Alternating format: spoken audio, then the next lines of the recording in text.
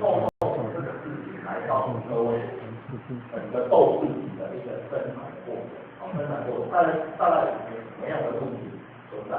我问各位豆腐好不好？好。非常好，没问题了。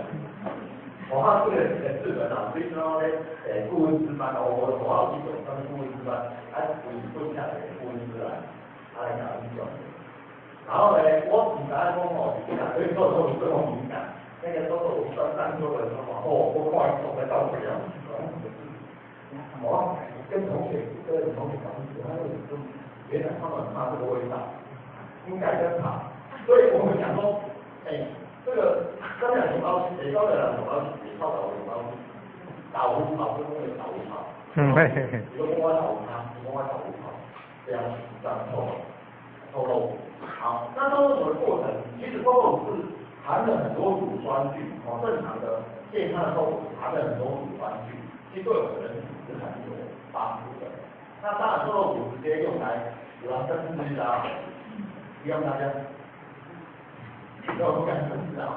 臭豆腐这里有人拿来生吃，豆腐本来是熟的吧，把它发酵出变乳酸。其实你想不吃豆腐，你刚刚讲豆腐豆腐问题豆腐们讲起来，豆腐其实蛮熬来啊。唔是吗？蛮凹的啊，它跟豆腐你敢吃不敢吃臭豆腐？因为我们都知道臭豆腐会过得很臭，你知道吧？你没办法忍受。当然就是说它的过程，然后去凹呢，有人是用线材、铁材主要原来铁材会凹，对吧？铁材嘛天然的。大陆曾经说到用努力凹，一下地沟，油彩在空臭豆腐那就很恶心的，所以有一些爆出来一些问题，说要你加减一下即使臭豆腐生吃，如果是正健康的臭豆腐生吃，基本上是 OK 的。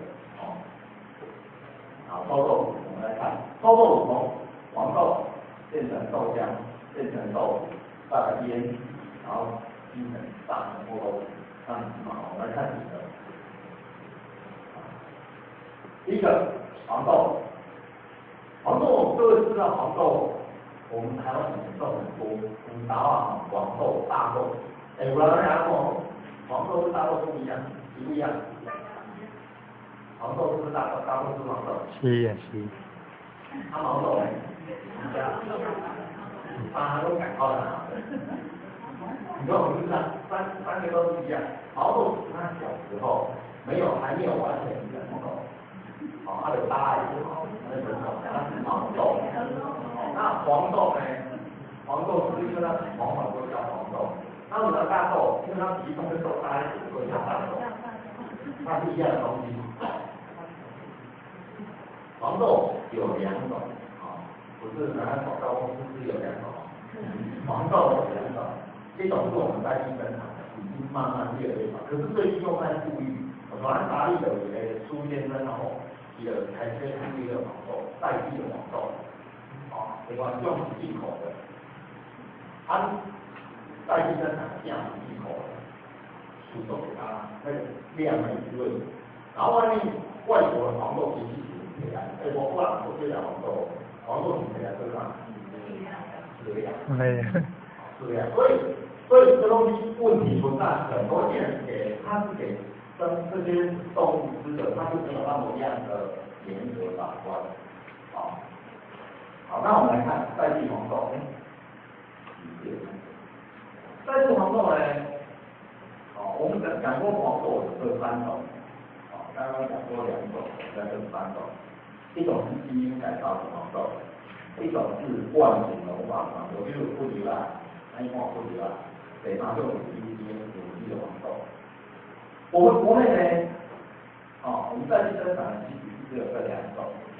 我们已经禁止用基因改造的东西种，所以你国产的你不会吃到基因改造的东西，只有进口的会有这个。那进口这个量还很大，90%左右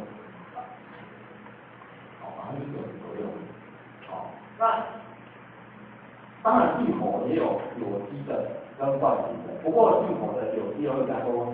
基因改造在外形的比较少。那好，黄豆呢，从国外运进来，我们说很多黄豆我们都是进口，进进下来要做什么？做熏蒸跟腐物保护剂，要喷的。有机的当然不会喷啊，不敢喷啊，有机的就你的有机啊。那如果说基因改造这些一般的黄豆，它是给出那，给出那比美国、比澳洲、比阿根廷来当然好保护，你够位嘛？你够位。啊，台湾现在很累，我这边注意给他们讲话 ，OK， 它也是一个，对不对？花梅嘛，党梅嘛，所以呢，它要喷，好，然后我更喜欢点是怎样的呢？红大，那花生果一讲的地方都是有那红大，为什么？因为它导类似那种气有没有气体啊？一发酵嘛，气体嘛，因为没有喷，忘了没有喷那个新生无防治的就会怎么样？会有气体嘛？含氯液含它的红大，这个事情发生过。这个可以查得到的，所以进来的呢，除了基因改造以外，还有这个，这个叫做这以前在去年以前，没有人去讲强制标示基因改造这个东西，今年开始在强制，好，那黄豆呢？黄豆呢？刚刚讲黄豆这边，那基因改造部分讲过的地方，我们看有一篇文章